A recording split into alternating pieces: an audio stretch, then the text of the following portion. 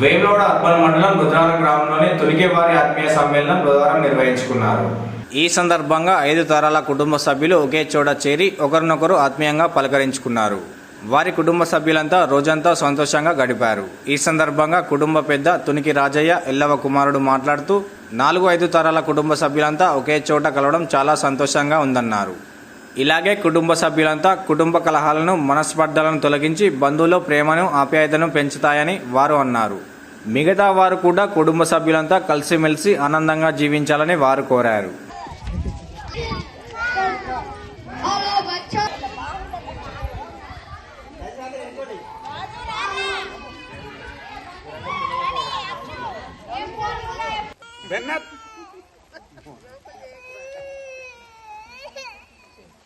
Thank you Harish. Photograph అందరి పేజీలు వస్తే ఒక చిన్న వీడియో షేర్ చేస్తున్నాం. ఇక్కడ ఎన్నుకున్న వాళ్ళు కనబడుతుందా? ఒక్క నిమిషం స్టడీ చెప్పు హరీష్. ఫోటో ఇచ్చినప్పుడు అన్న ఒక్కసారి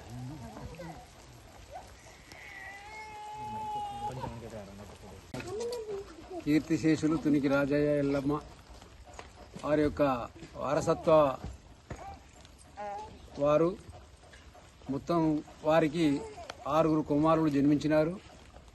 అందులో చివరికి పెద్ద కుమారుడు అండ్ 5వ కుమారుడు ఉండి ఇలా 2 కుమారులతోని ఒక 100 మంది సభ్యులు గల కుటుంబం ఎదగడం చాలా సంతోషకరం. మొత్తం 6 సభ్యులు ఉన్నట్టయితే దాదాపు ఒక 500 కుటుంబాలు విస్తరించే టైం ఉండేది. కానీ ఆ భగవంతుడు ఇద్దరినే తునికి రామయ్య అండ్ తునికి మైసయ్య ఇద్దరినే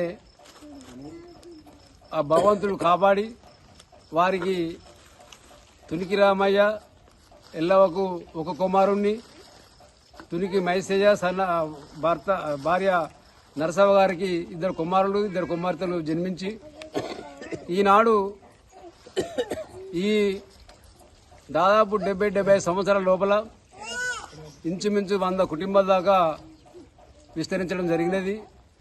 ఇది ఎందుకు పెట్టుకున్నామంటే తునికి వారి ఆత్మీయ సమ్మేళనం అనేది మా తాతగారి యొక్క జ్ఞాపకార్థం, మా తల్లిదండ్రుల యొక్క జ్ఞాపకార్థం.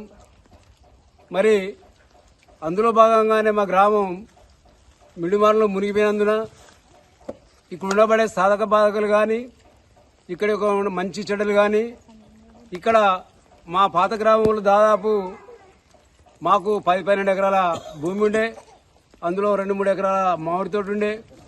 ఎంతో మా కుటుంబం సహజీవనం మంచిగా జరుగుతున్న రోజులలో ఆ ప్రభుత్వం ఏ ప్రభుత్వం అయినా ప్రభుత్వం వచ్చినప్పుడు 10 మందికి 1,000 లక్షల మందికి సేవ బాగా జరుగుతున్నప్పుడు తప్పకుండా ముంపునకు గురవుతాయి. అందులో భాగంగానే మా గ్రామంలో మునిగింది. మేము కూడా మా భూములిచ్చి, మా ఇళ్లనిచ్చి, మా జాగాలనిచ్చి మేము ఈరోజు ఏదో చిన్నగా పెద్దగానో కానీ అది ఒక పెద్దలు సంపాదించిన ఆస్తి, చిరాస్తి అనేది చాలా గొప్పది. దాన్ని అలా విస్మరించి మేము ఇంత బంగ్లాలు కట్టుకున్నా కానీ భవంతులు కట్టుకున్నా కానీ ఈ గ్రామానికి రాదని నా యొక్క అభిప్రాయం తెలియజేస్తున్నాను.